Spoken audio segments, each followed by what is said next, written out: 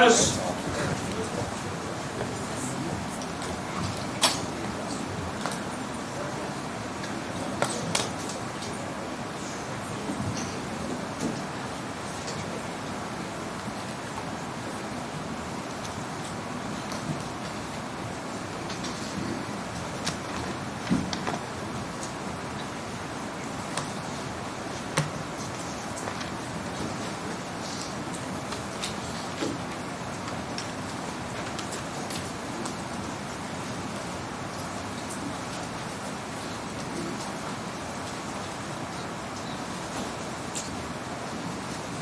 At this time, let the record reflect all 15 jurors have returned to the courtroom. Counsel waive the call. Yes, sir. Everybody may be seated. Call your next witness. Judge, we call Adrian Louth. Adrian Louth. Yes, sir.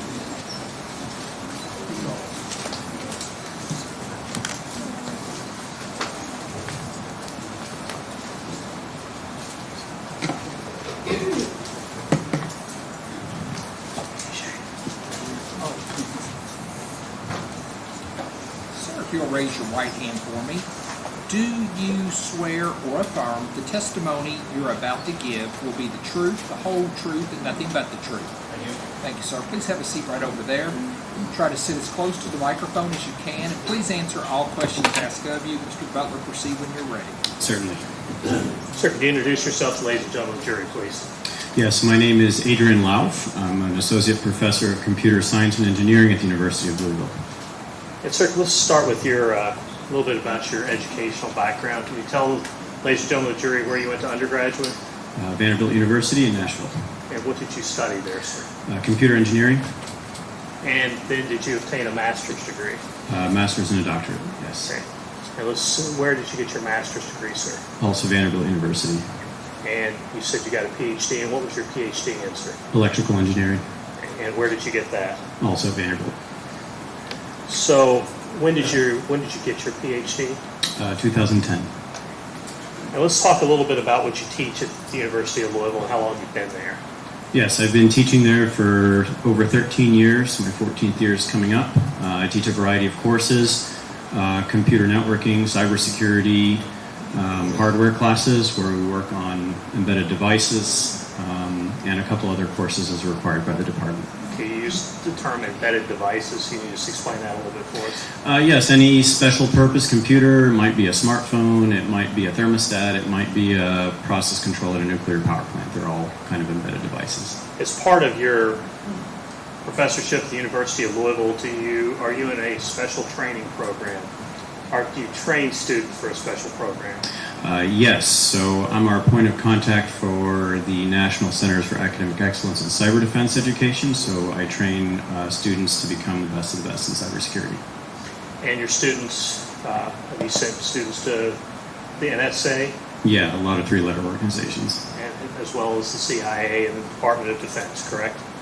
Yeah, NSA, FBI, National Labs, and other Department of Defense positions, yes.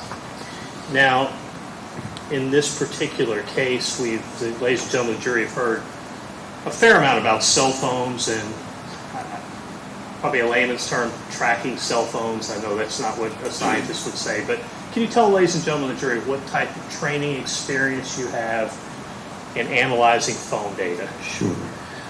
So a lot of my research work relies on wireless networking. A cell phone is in reality no different. They all operate under the same general principles. I have been providing testimony and examining cell coverage, cell networks, and positioning for at least 10 years.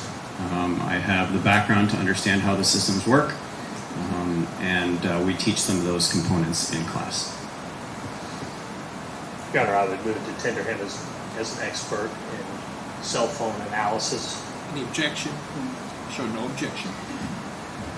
Professor, in this particular case, you were provided the cell phone data that was obtained by law enforcement, correct? It was, yes. You were provided cell tower dumps by law enforcement, correct? Yes. You were provided Nellos information, and we'll talk more about what that means, that was obtained by law enforcement. Is that accurate? That's correct. We provided you the Cellubrite downloads that were obtained by law enforcement, correct? That's correct. as well as you've had access to Detective Tim O'Daniel's report, correct? That's correct. And you've also had access to statements he's made, not in this trial, but previously, correct? Correct. Now, Steve, do you mind helping me out here a little bit?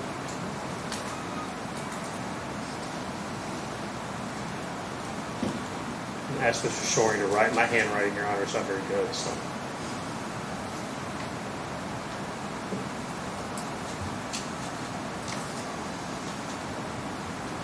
So, Professor, I want to talk just a little bit about some just very basic concepts before we get into I guess what I'll call the meat of your testimony, okay?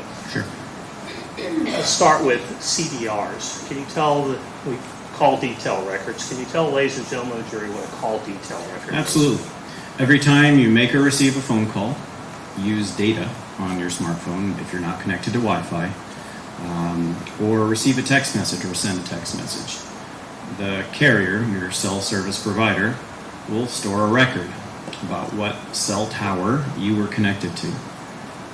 And those records are stored over a period of time and can provide insight into what tower a mobile device was connected to and possibly what direction.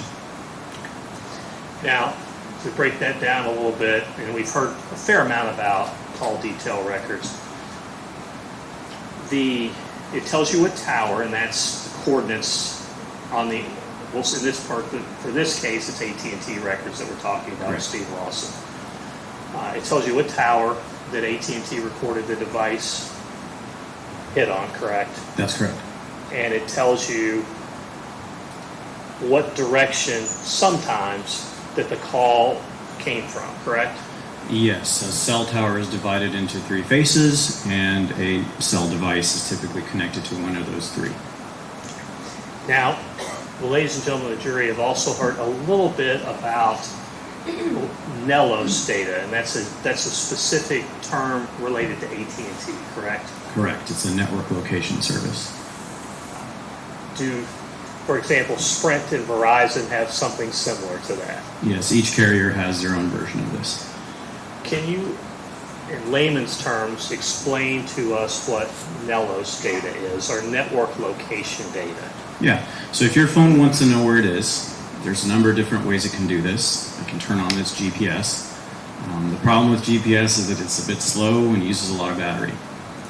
So a common way to do this is to ask the cell network, hey, where am I? And it uses information about what cell towers are visible to the device and some additional information that the carriers don't make public to try to position the phone as accurately as possible. And let's talk about a little bit about that accuracy. Mm-hmm. And how does it return information to tell you maybe the phone is in the courtroom, maybe the phone is in downtown Bowling Green, or something in between? Certainly. I kind of split it into two camps. The first camp is your cell phone can only see one tower, period. This is often the case for very rural locations. And when that happens, the cell tower and the phone have no other reference. So it's going to say, well, I think you're roughly here, with some very large error, meaning a large circle around where that tower is. Those particular ones I tend to rely on less. They'll give me a rough area, very, very rough area of where a phone could be. The other camp is when the phone and the network can see multiple towers. In other words, where I can see 2, 3, 4 towers. When that happens, the cell device can get much more accurate information about where it's located, down to maybe a few hundred feet or less. And those, I do think, are pretty reliable because we're using multiple sources to determine our position. Okay, so shortly we're going to start going through a presentation. But what they're going to see, if you could, Steve, draw, I guess, to the best you can, a little cell phone under Nellos.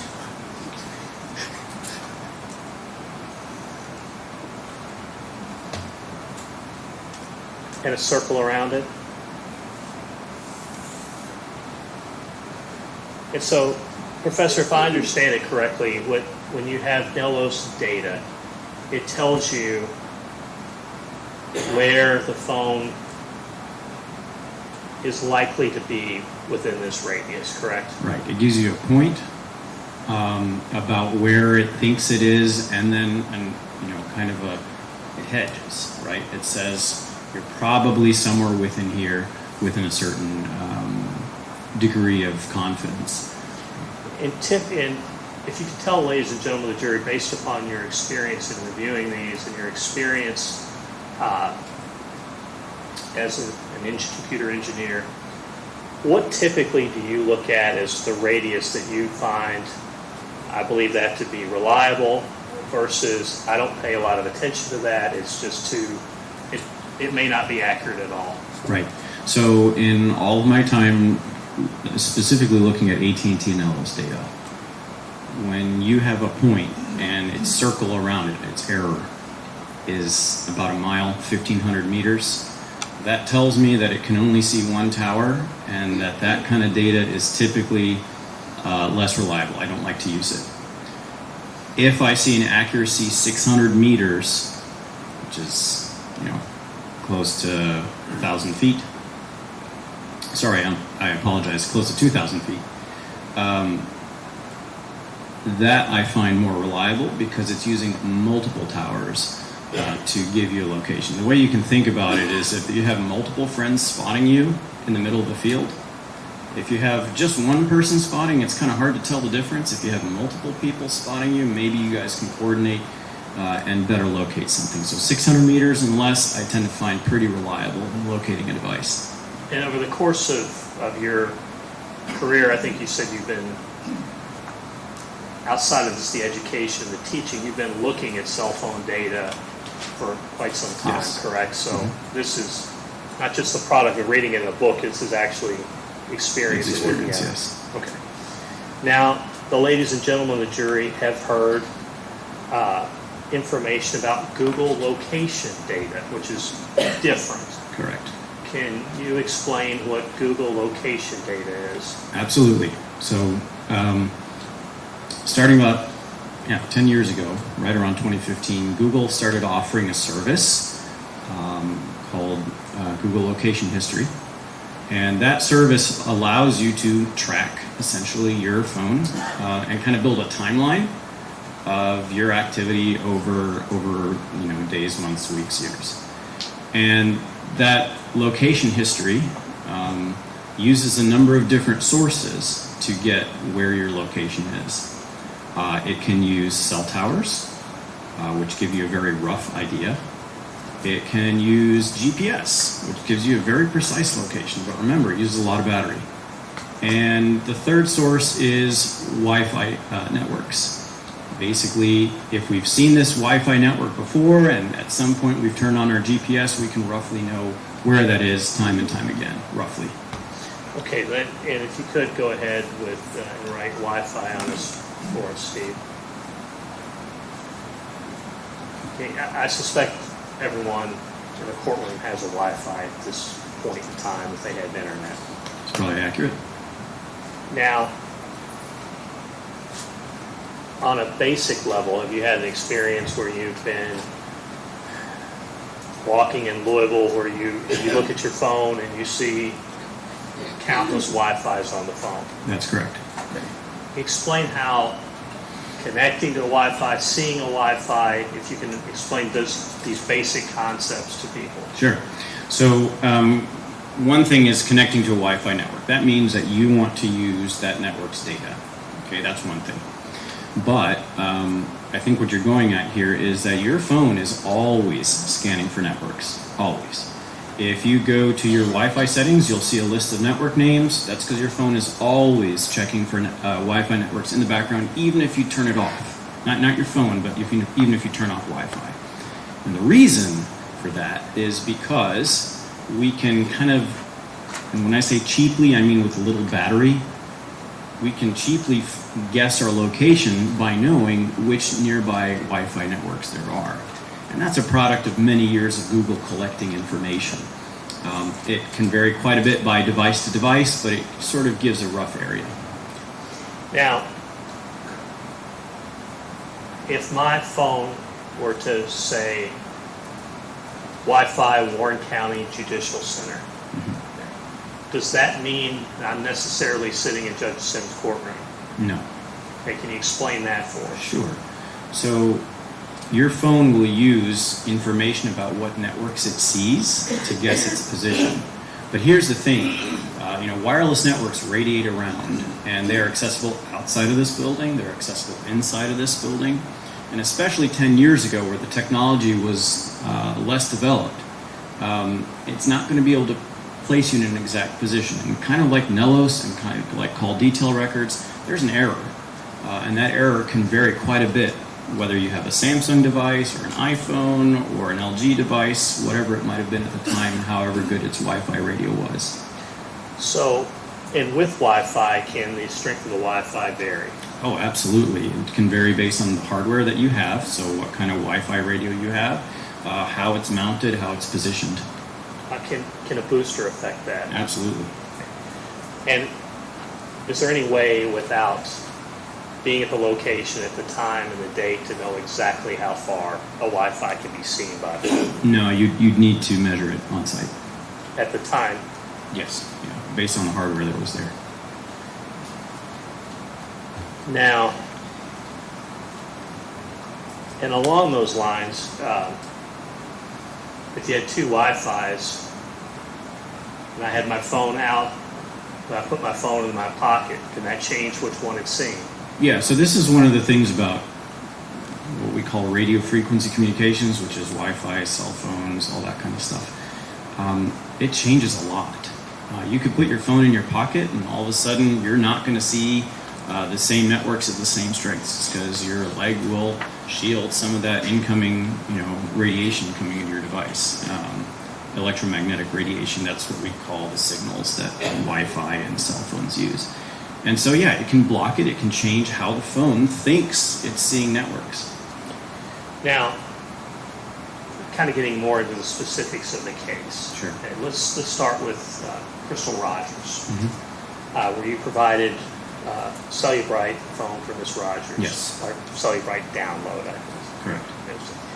Now, ladies and gentlemen of the jury have heard information about, without going back into all of it, they've heard information the Commonwealth's presented about where Brooks Houck may have been, or at least where his device was on July 3rd, July 4th. Correct. Mr. Young's presented information about Steve Lawson's phone and where it may have been located on July 3rd, July 4th. Ladies and gentlemen of the jury haven't been presented any information about where Miss Rogers' phone was located. They've heard information, I'm getting questions, they've heard information about when it may have powered down or died, the battery died, they've heard information about that. So, can you explain to the ladies and gentlemen of the jury why her phone doesn't have location data like Mr. Houck's, Steve Lawson's, and others in the case? Sure. Two principal reasons. The first is she was using Bluegrass Cellular, which is kind of a second-tier provider. It's not, prime tier like AT&T, Verizon. And so they did not record precision location history like Nellos. It was not available, or it was not requested and available at the time. The second thing is she did not have Google location history turned on. It was a relatively new feature in 2015. Most people probably didn't turn it on. If you got a notification that said, hey, Google wants to track you all day long, do you want to turn this on? A lot of people probably would have said no. And so that data was also not available. Now,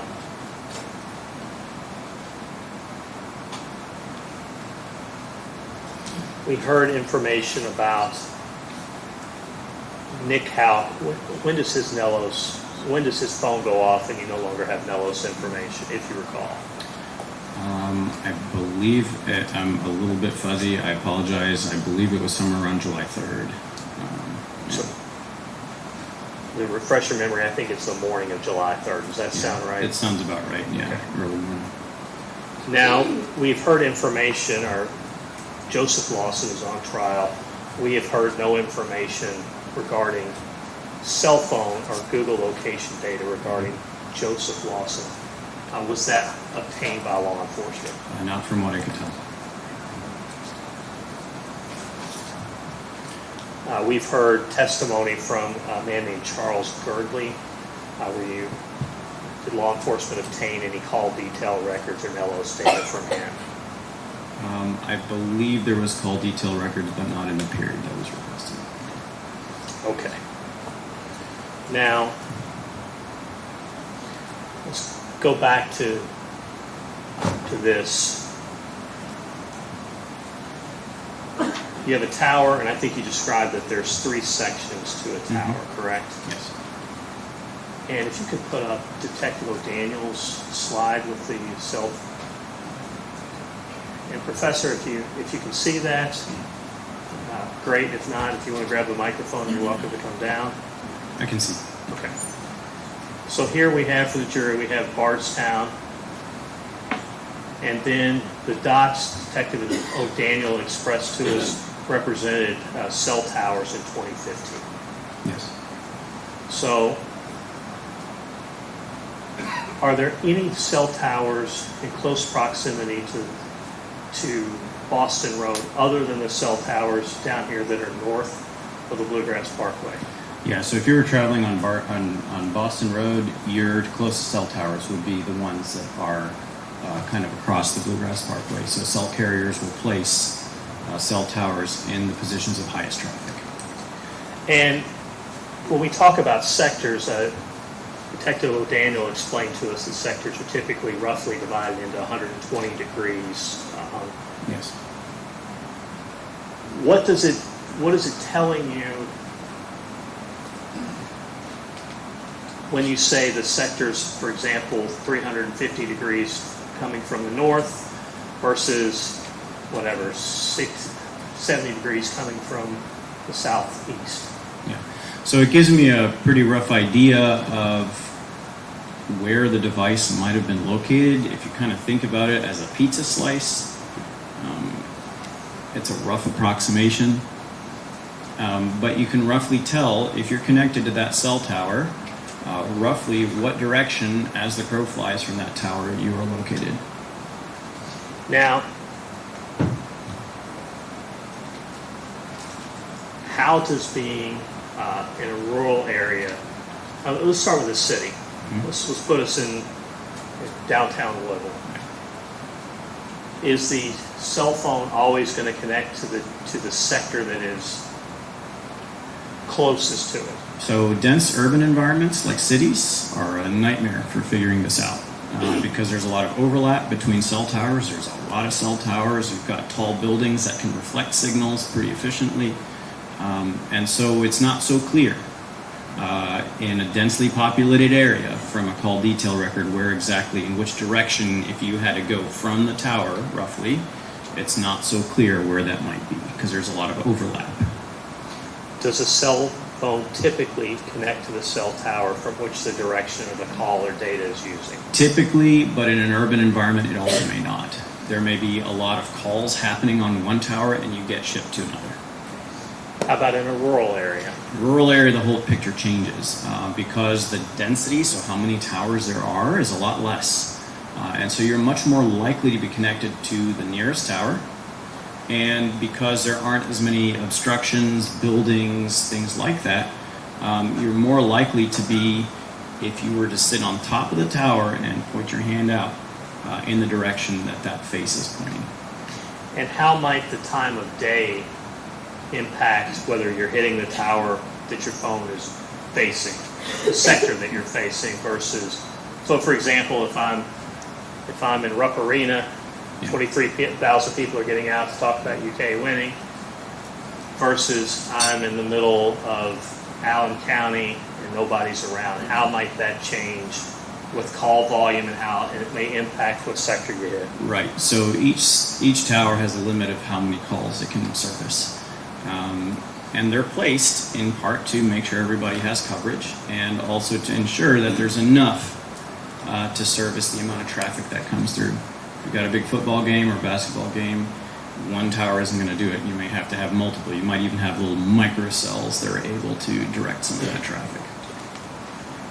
Now, if we can, I'm going to show you marking. What number am I on, please?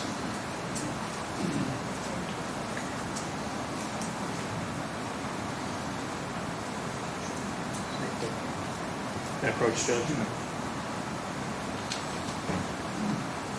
Professor, I'm showing you what I marked as Defendant's Exhibit Sure. 23. Just a PowerPoint presentation. Yes. Your Honor, I move the admission of Defendant's Exhibit 23. Any objection to 23? Sure, it's introduced at this time. Seeing if you could put that up for us. Thank you. If we can, I'm going to, if it doesn't cause interference, I may have him come down, if that's all right, Your Honor. Professor, if you don't mind coming down here so we can, a little easier to explain to the Sure. jury. Should I grab the microphone? You probably should, but we may end up having to come back. That speaker interferes sometimes. Okay.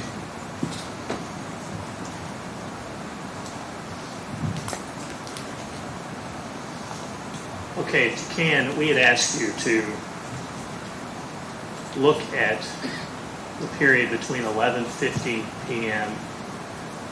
And 12:45 p.m. regarding Steve Lawson's location, correct? That's correct. And for reference, the jury has heard about an address on Boston Road where a witness has testified that Chrysler was taken. And we've heard testimony about where Ms. Rogers' car was found on July the 5th. We've heard testimony about a 62 South Bar, as well as 2 addresses maybe related to Steve Lawson. So just to orient you, sir. So at 11:50, there is a call. And who is that call? That call is from Steve Lawson to who, sir? I'm sorry, to whom? Steve Lawson makes a call at 11:50:47. Can you tell us who that's to, and tell us what we're looking at on the map, sir? Yeah, I'm actually not sure what the target number of that is. Right. If you could just tell us what that is. Yeah, it's represent to you. It's Capital One Auto Finance. Okay, yeah, I wasn't familiar with the number, but yes. It's an 800 number. Sean, if you can explain to ladies and gentlemen of the jury what they're seeing where they have the blue lines and the at 11:50, sir. Certainly. So, is it easier if I step over here, or should I be on the other side? Step down? Okay. So this is the cell tower that the device was connected to. And these 2 lines are representing the face, in other words, which part of the cell tower you're connected to. It's a simplified model. Okay, in an urban environment, that does not work well. But in a more rural environment like this, it works okay. And what this tells us is that the cell device can be anywhere in this general direction. Now, there's a limit. Your cell phone typically only connects a few miles away, right? But in general, it's likely that we probably weren't over here, or maybe up there, with some exceptions. If you go to the next slide, please. Sir, this indicates an 11:51:42 p.m.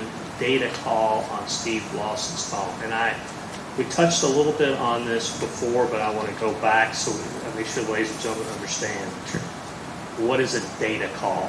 Absolutely. When you're browsing Facebook, Instagram, anything like that, you are sending data back and forth to your cell service provider. That is, in the terminology of AT&T, called a data call. Now, you have on this one,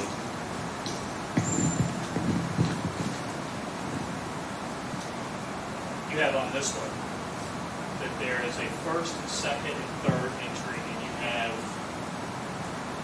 sectors going 2 separate ways. Can you explain that for ladies and gentlemen of the jury? Right, so this means that over time, that data call, which was sending information back and forth from the device to the cell tower, hit several towers, in this case 2. And that means that at some point we were talking to this tower and this face, and at another point in time we were connected to this tower and this face. So sometimes you can infer, this average general location. doesn't necessarily mean that the device is moving, it just means it connected to 2 towers. Correct. You could be absolutely sitting still and bounce from tower to tower. Okay, if you could go to the next slide, please. Now we have an 11:53 and 17-second data call on Steve Lawson. And again, just to summarize, that means that apps are being used, or Correct. and if you can show us what that tells us at that time. Right. So, and one distinction I want to make, it doesn't, you don't even need to be using your phone actively. You don't have to have the screen on tapping around. These data calls are happening in the background as well when you're receiving email and things like that. Okay.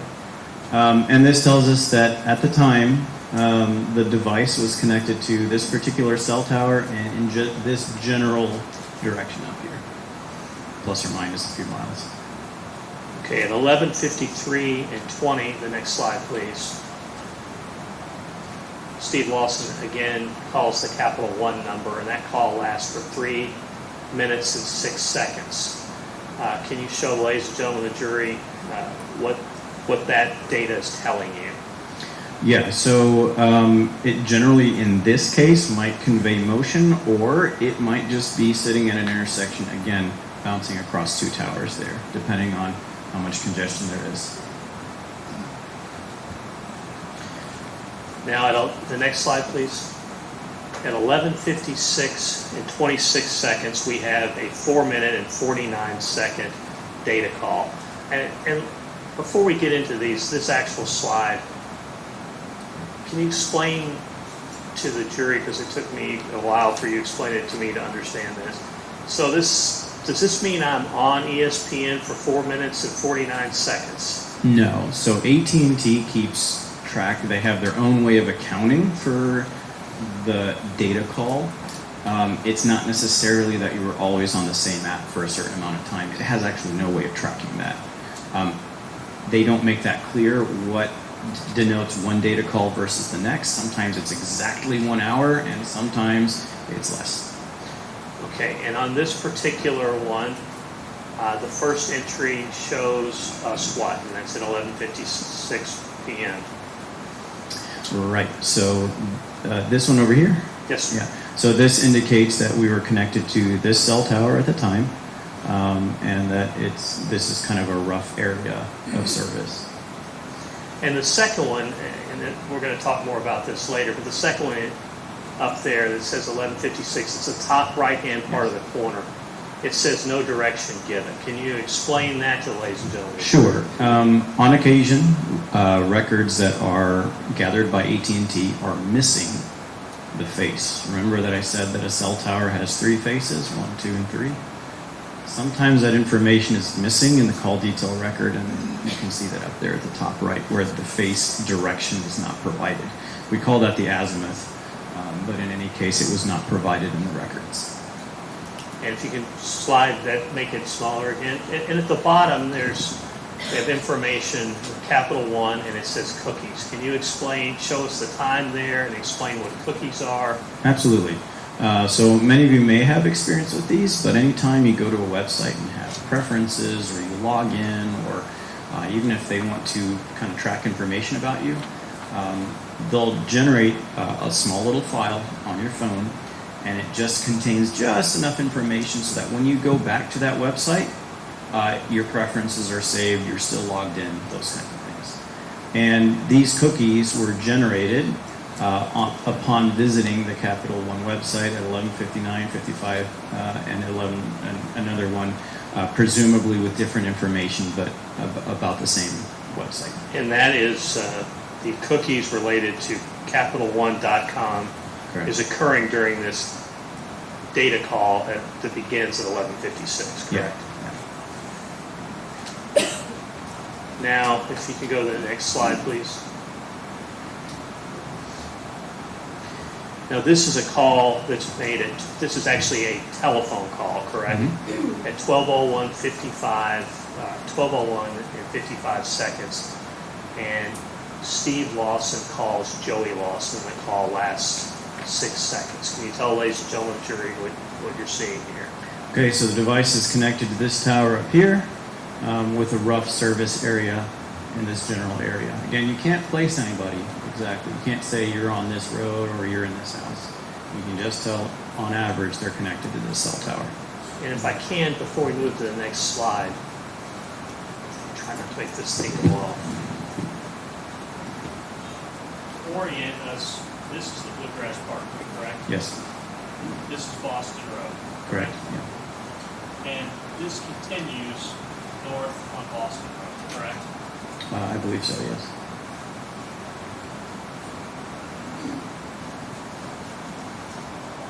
Go to the next slide, please. Okay, now we're at 12:02 a.m. The jury has seen in the slide just a second before, we have, what do you call it, the azimuth, is that right? Correct.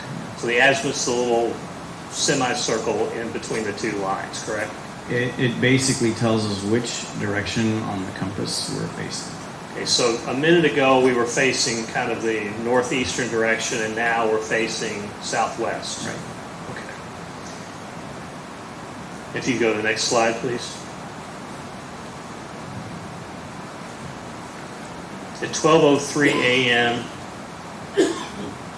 Joey Lawson calls Steve Lawson back, and they talked for 2 minutes and 58 seconds.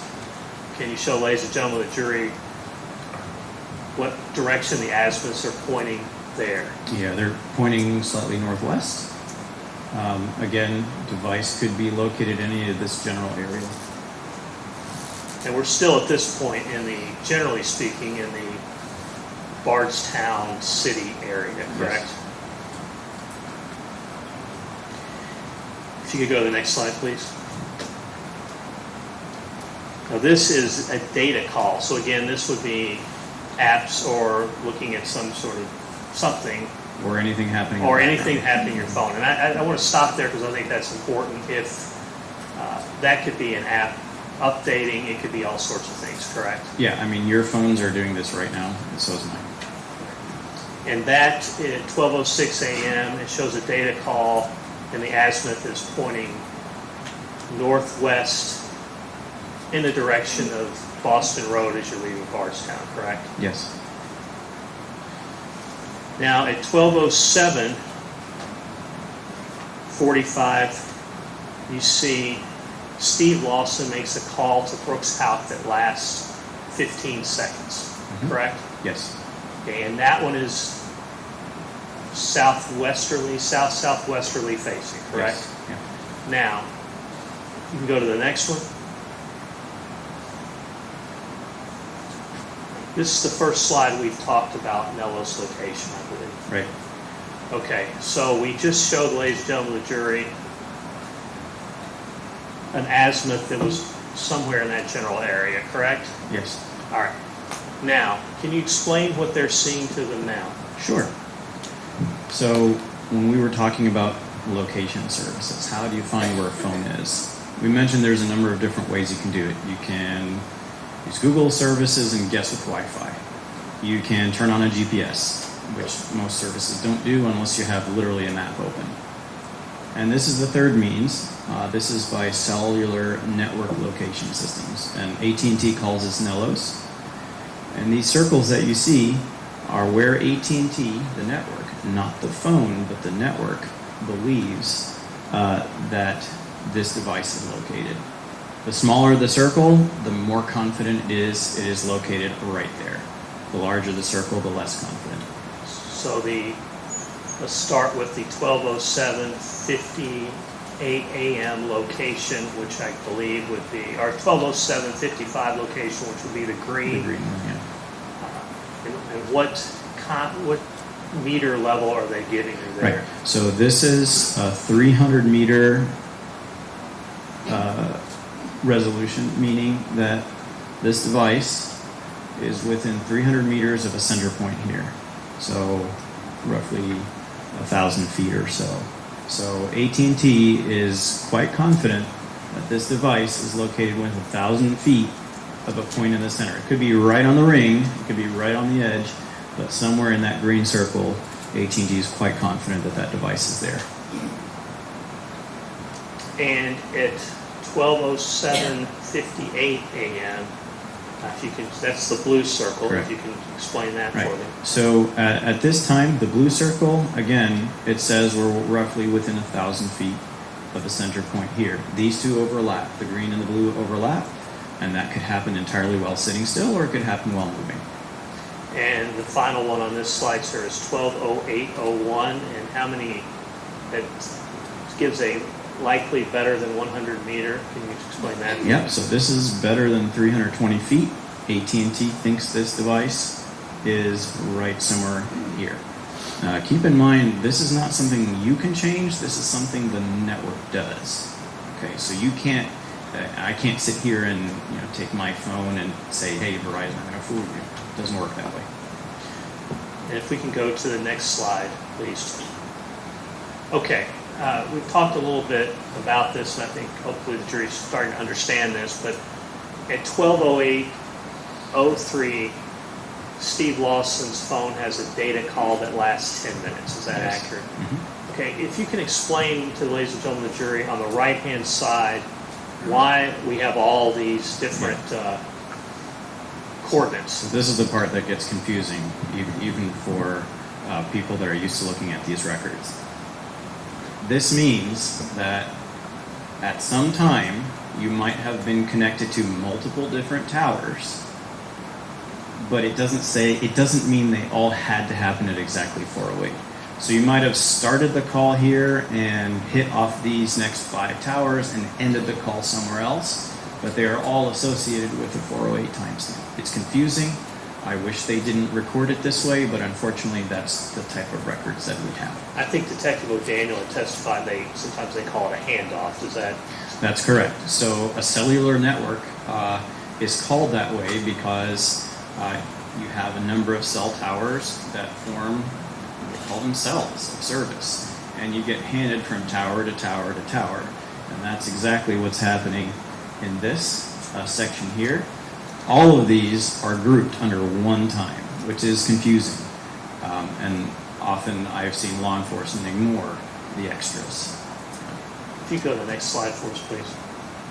Okay, here we have a variety of data from Steve Lawson's phone. And I'd like to go through it. And this is occurring during this 12:08 data call that lasted 10 minutes, I think is what it was. Yep. Okay, so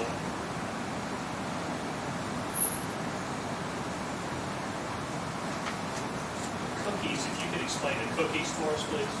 Again, cookies are a file that gets downloaded to your computer or smartphone that contains information. It could just be something that tells you you're logged into a website. It could be preferences or whether to display a website in degrees or Celsius or Fahrenheit, or it might even have information that websites use to track you as you go from site to site. Okay, and beginning at 12:12 through 12:10 through 12:12, can you tell us what website we're talking about to search?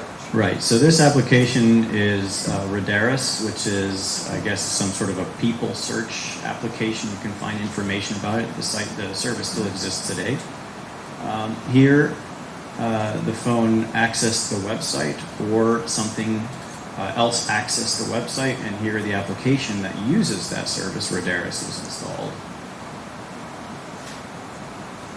And then additionally, we have, looks like somebody was playing I Was Country when country wasn't cool.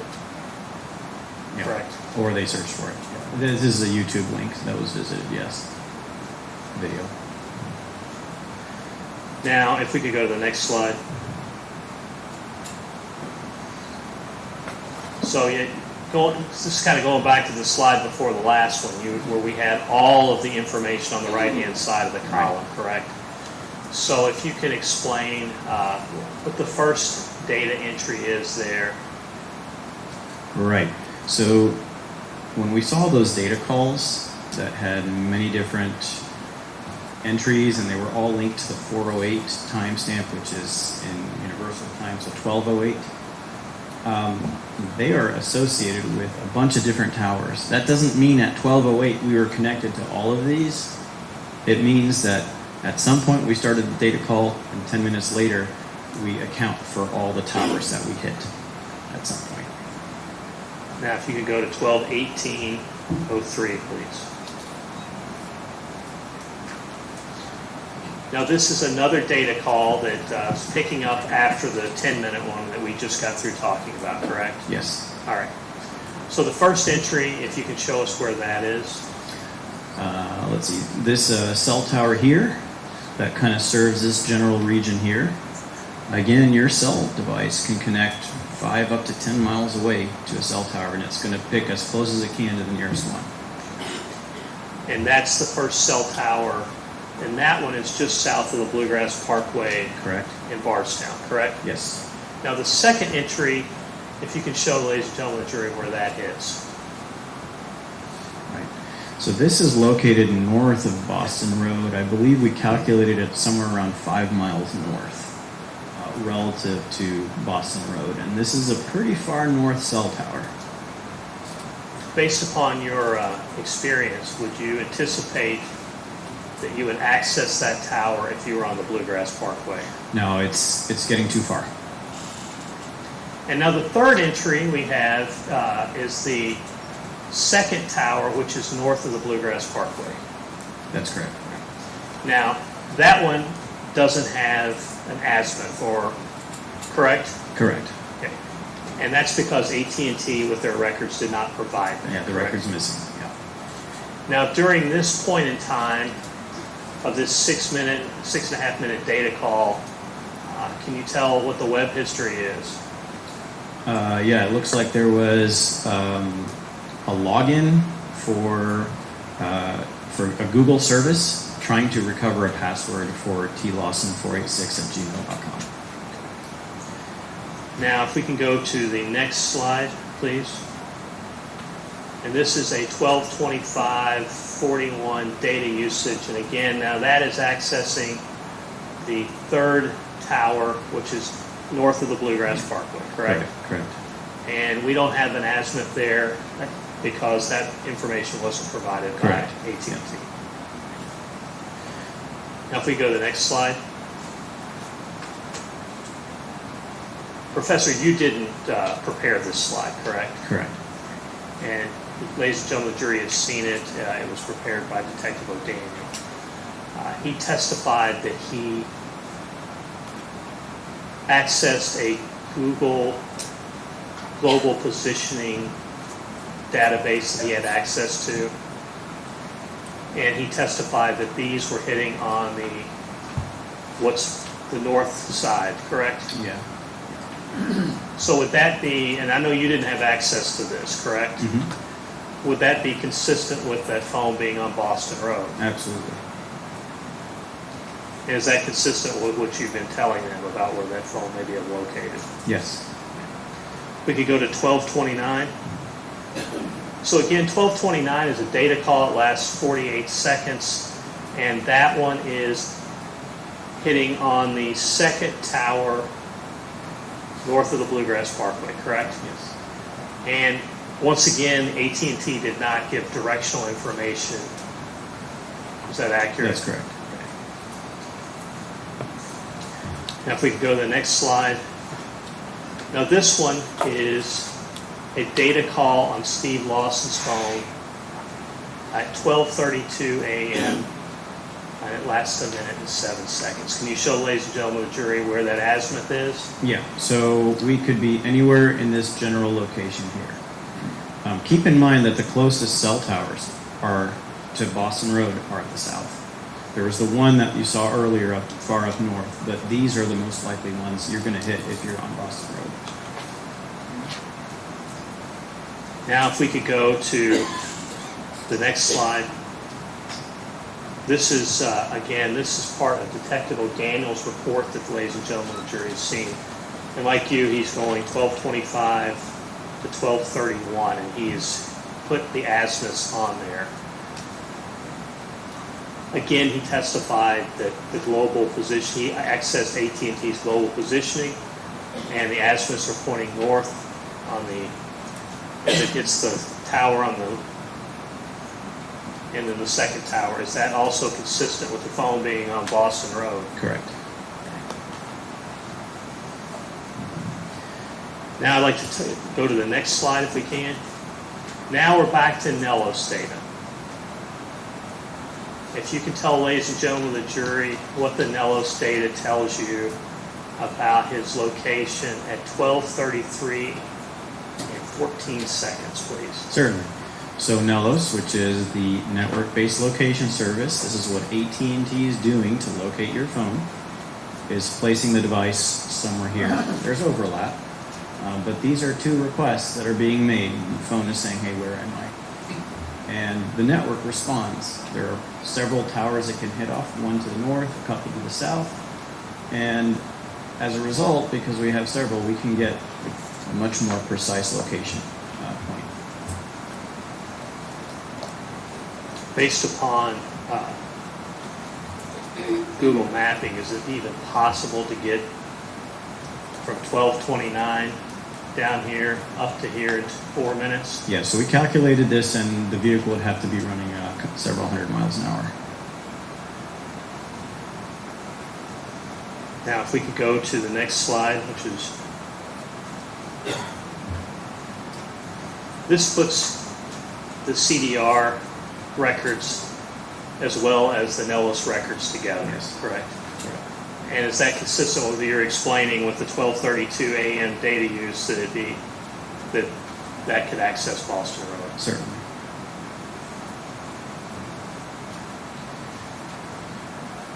Now, if we go to the next, this is 12:33 a.m. And if you could tell us what directions those are pointing. So the first call detail record, we have no direction. Just for all of you, the directions are after the latitude and longitude, there's a colon and the azimuth, or the direction is given here. The first record has no azimuth or direction.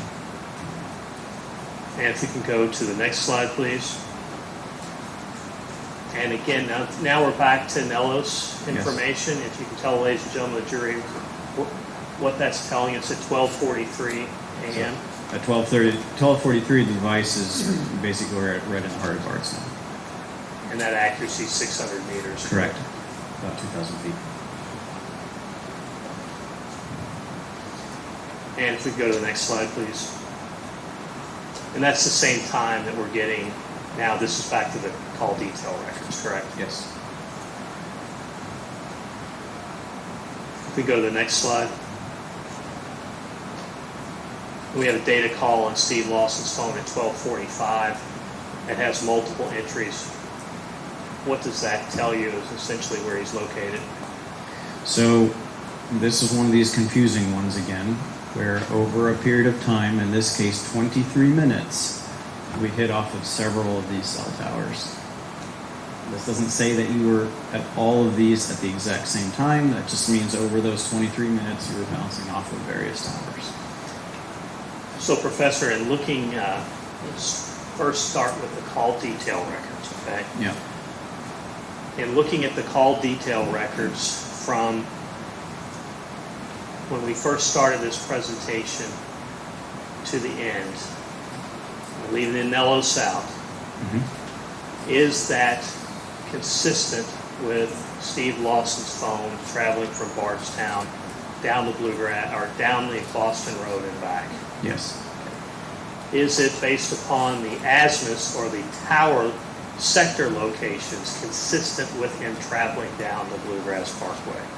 The Bluegrass Parkway? No. Yes, sir. And that's solely based upon the call detail The records? CDRs, yes. Okay. Now, let's take the Nellos data that you have. Is the Nellos data consistent with Steve Lawson's device leaving Bardstown and going down the Bluegrass Parkway near Miss Rogers' car? No, it is not. Is it consistent with the device going from Bardstown down Boston Road and back to Bardstown in that time frame? Yes. If you put the two together, what does that tell you?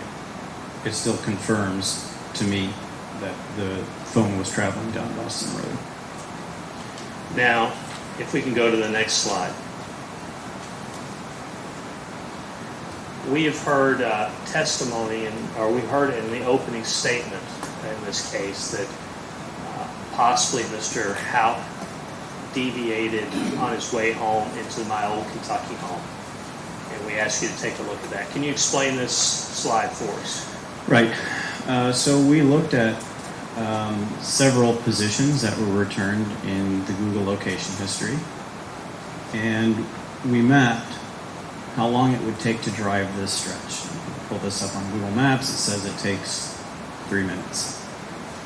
Each one of the Google location pins, I don't believe they're on here, but they were mapped about a minute apart. And it's consistent with continuously driving along this stretch of the road. And let me ask you a question, because this came up and I'm going to turn this. Sure.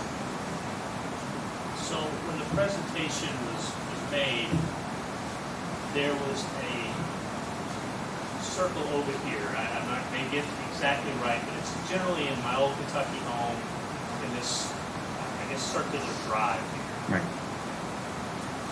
Can you explain to the ladies and gentlemen of the jury Why we would see that? Sure.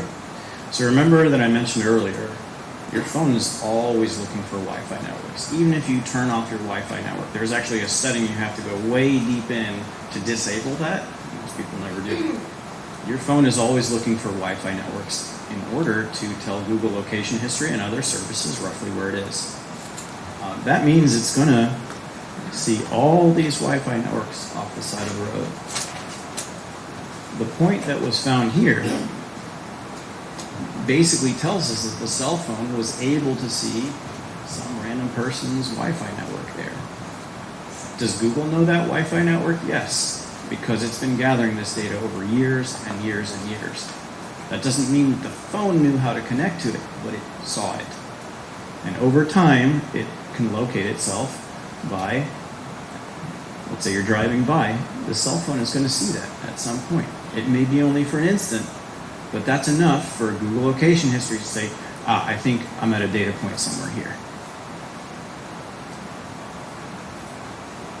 And that's why it would show the dot there. Correct.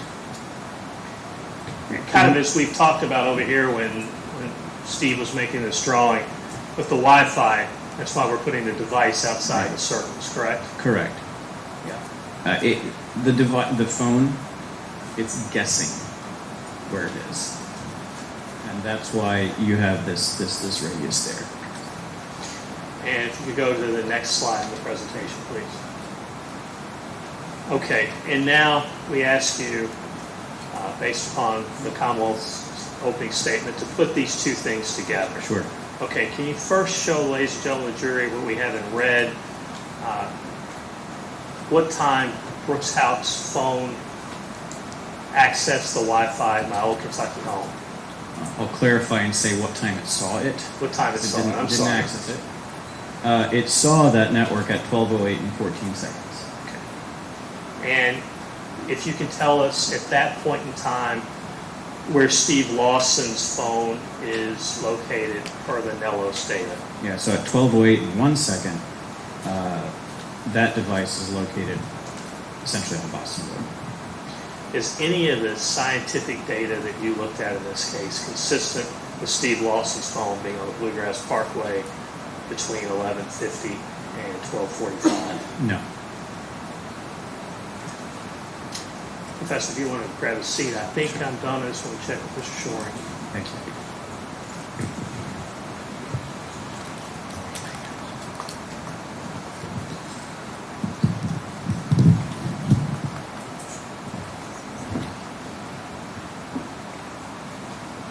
Just all the questions I had.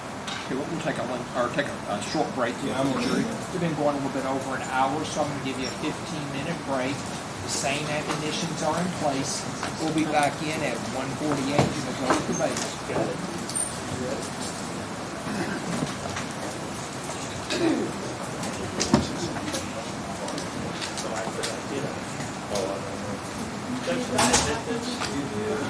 You did. I think. Did he admit that? Yeah. Yes. Thought you did. Sam, well, thank you. Court's in recess till 1:48.